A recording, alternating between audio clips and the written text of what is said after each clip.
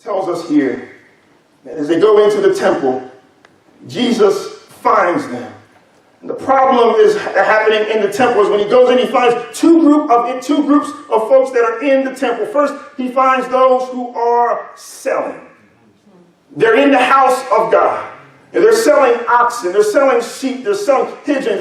But then the second group is those who change money. The money changers are sitting there at the table. Here's the idea. It was a necessary service. They needed those to sell these things. They needed them to change the money. It was necessary. It was supposed to happen near the sanctuary, near the temple, but not in the temple. They needed it because as they came up for the celebration, as they came up for the feast, they needed something to sacrifice. And rather than to load down their cars and their trunks or their chariots or their horses or however they were getting there, rather than load them down with the animals of sacrifice, when they got to the temple, they can simply buy them. I know something about this. Sometimes when I'm golfing or sometimes when I'm heading out on a trip, rather than take my clubs, my golf clubs, because travel can sometimes be a hassle and I don't feel like carrying these big golf clubs and 2 bags or 3 bags. And so I'll wait until I get there and then I'll rent them.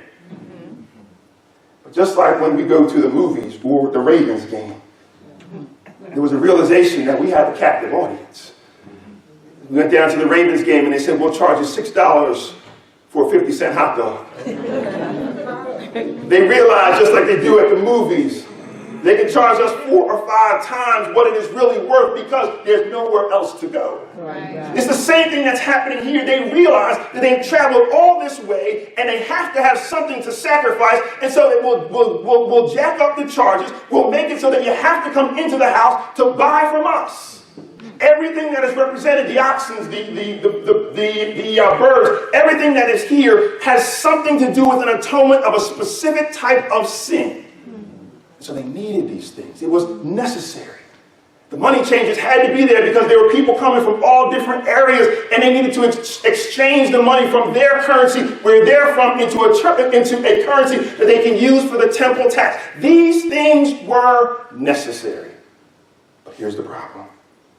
Jesus is upset because this is supposed to be a celebration.